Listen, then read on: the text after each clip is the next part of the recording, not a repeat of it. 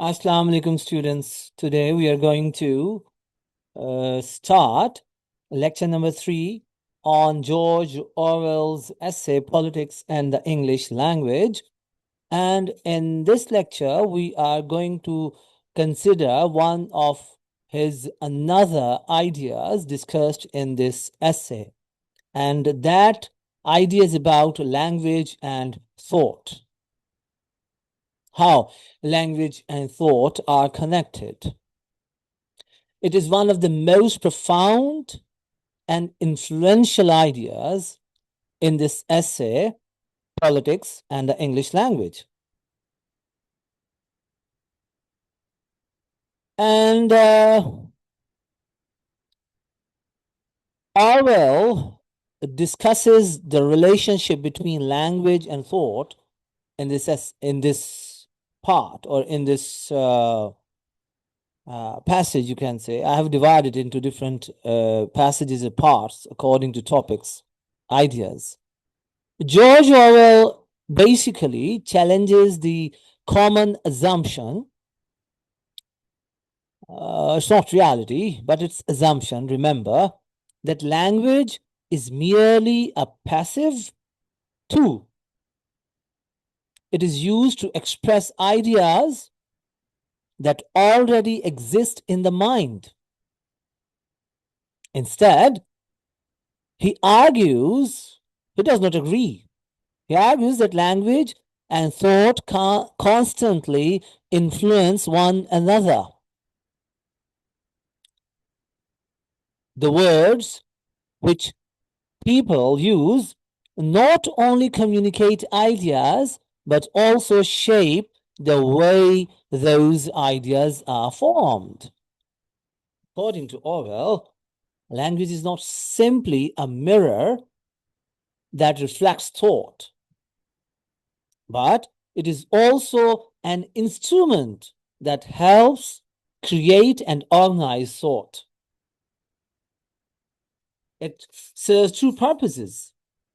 When language becomes vague, artificial, and full of cliches, people's ability to think clearly also declines. They don't try to create new thing. They depend upon the already existing ideas or existing information or vocabulary. Conversely, precise and honest language encourages accurate and rational thinking.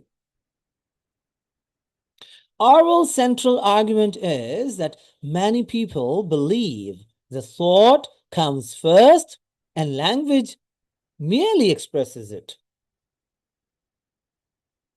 Orwell partly agrees with this view, but he insists that the relationship works in both directions.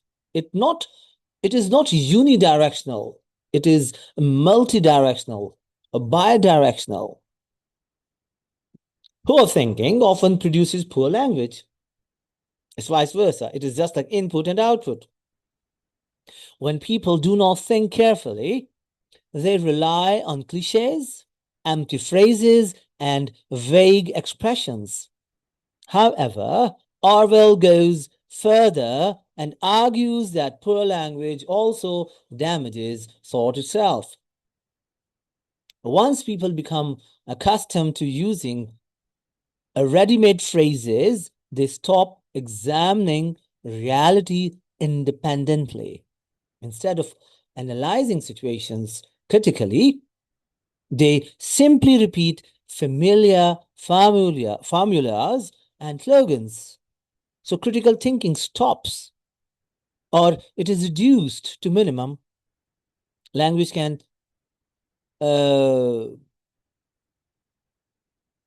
begin to think for them.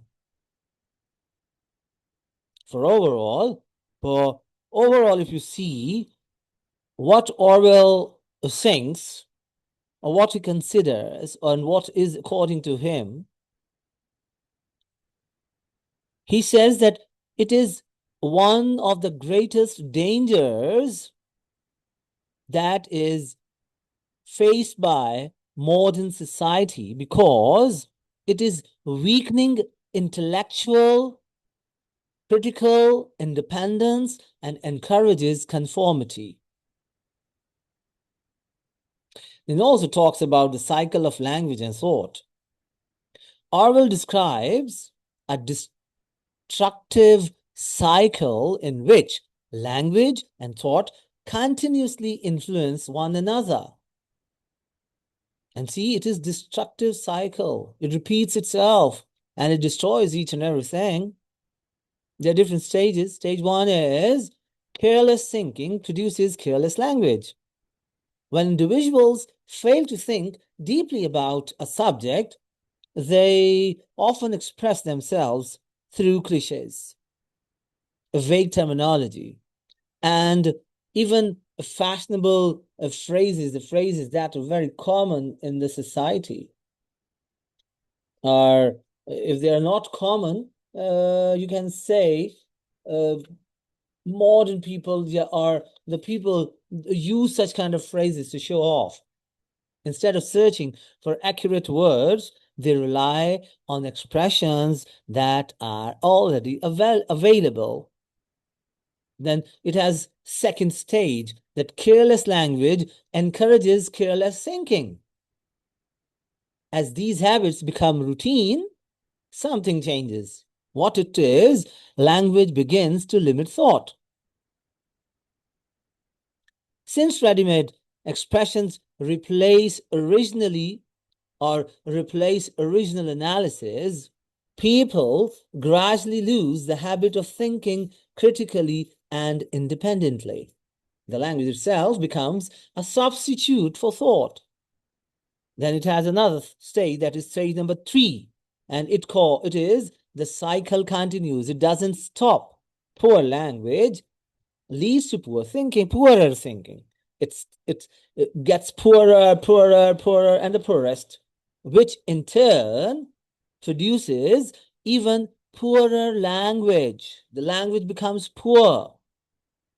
Over time, both thought and language become increasingly weak, vague, and mechanical. They're not strong, they're not clear, they're not natural.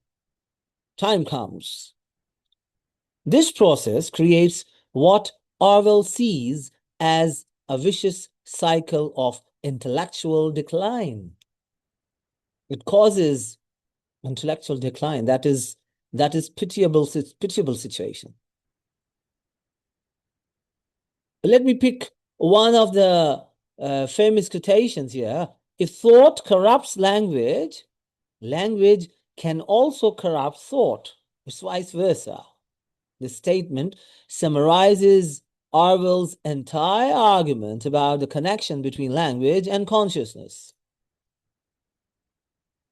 If you see what he wants to say in this quotation, in this sentence, in this statement, he wants to say that the first part, if you see, if thought corrupts language,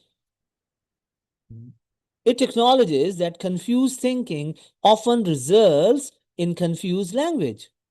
When people do not understand an issue clearly, their writing and speech become unclear as well. The second part is even more important. Orwell argues that corrupted language can actively damage the ability to think. When individuals constantly use cliches, euphemisms, and vague expressions, they become less capable of examining reality objectively. Language begins to conceal truth rather than reveal it. Thus, intellectual freedom depends partly on linguistic clarity. Then let's talk about another point, that is political significance. What is how this idea is politically significant? This idea forms the foundation of Orwell's political argument.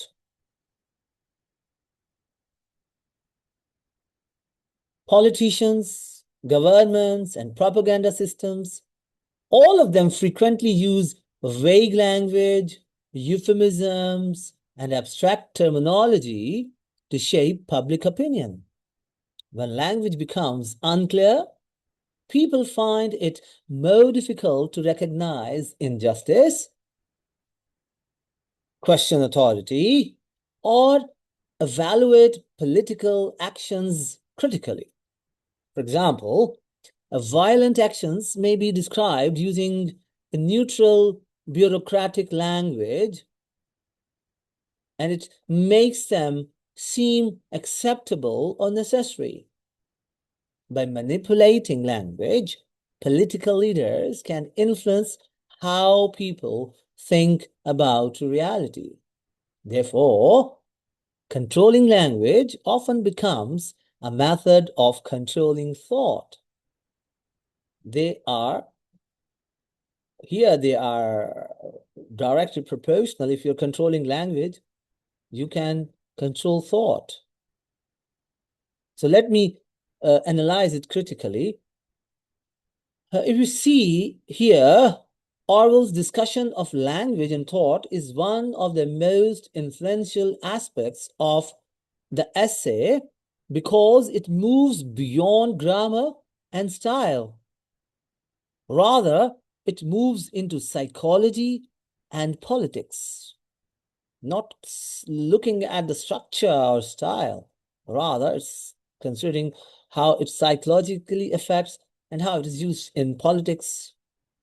He suggests that linguistic habits are not merely literary concerns, but matters of intellectual and social importance.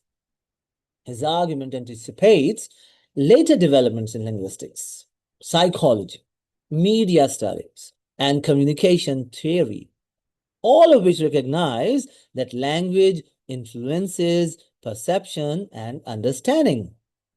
Some critics argue that Orwell may overstate the power of language and underestimate other factors that shape thought, such as culture, education, and personal experience.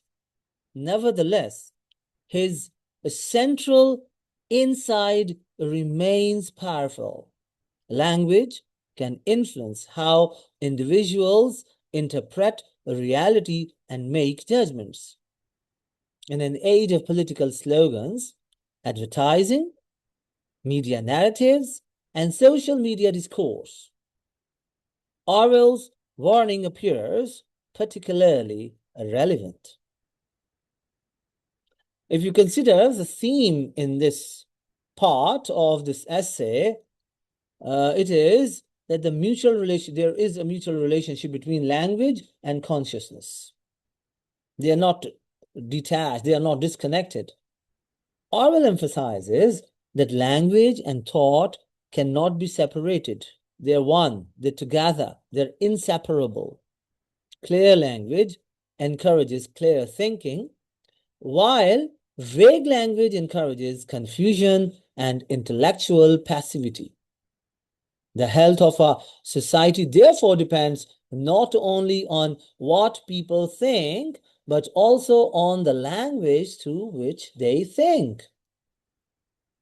So we can say language does not merely express thought, it shapes thought. Therefore, clear, precise, and honest language is essential for intellectual freedom, critical thinking, and the pursuit of truth. I hope here we are going to stop it, and I hope you have understood this third part of this longer essay. And that's why I've considered it to teach like this without considering the text in detail. So if you have any questions, you can inbox me. If you're not clear about anything, you can ask me freely. I'll appreciate it. Thank you for watching.